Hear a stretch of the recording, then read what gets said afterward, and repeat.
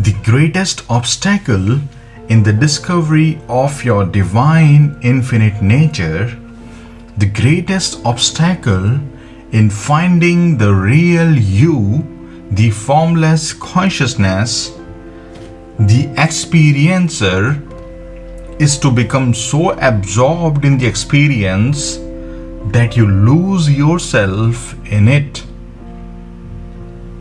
You literally become hypnotized by the experience. Now, what does it really mean when I say that you lose yourself in the experience?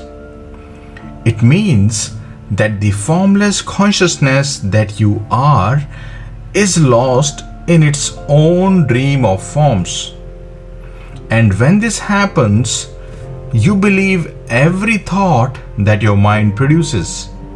You get tricked by every emotion. This is the dream that we humans have been lost in for millions and millions of years. Now, what then is the way out? The one and only solution for this is recognition. Yes, recognition alone is needed to rectify this error of identification with form. Recognition of what? Recognition of your divine infinite nature. Currently, your identification with body and mind is so strong that you think that you are the body, you are the mind. You take yourself to be that which is not at all you. How very pathetic the situation is. And recognition alone can solve this issue. Gurdjieff, who was one of the greatest spiritual masters of the 20th century, would call this self-remembering. You have forgotten yourself.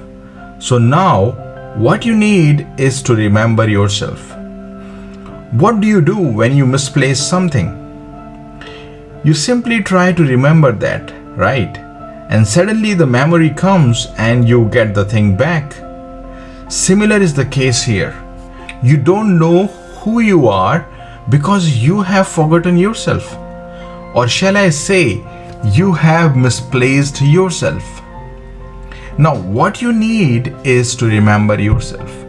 The process of remembering is hastened when you try to discard mentally what is not you.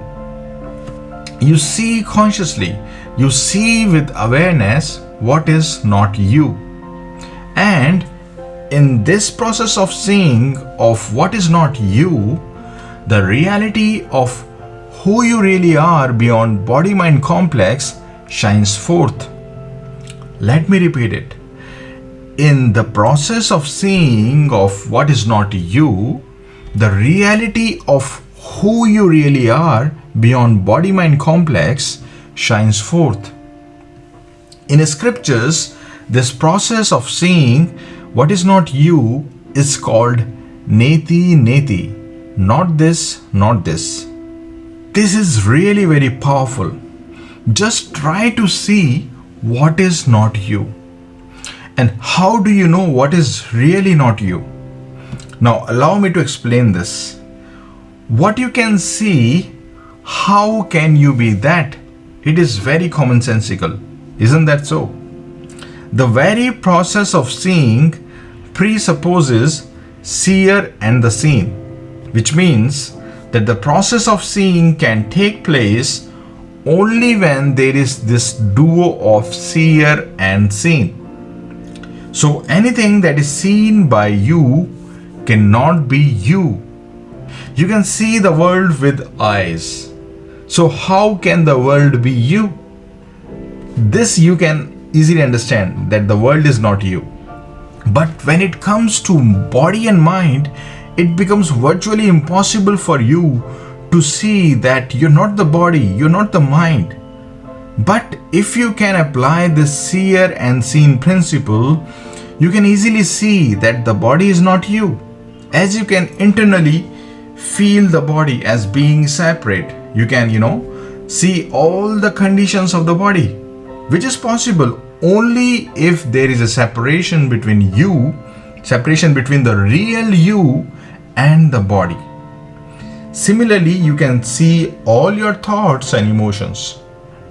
And the very fact that you can see them, that you can feel them, proves that you are separate from them. You are completely apart from them. So apply the seer-seen principle as often as you can. And one day you will experience yourself as completely apart from this body-mind complex. You will then experience yourself as the divine, infinite being pervading the entire cosmos.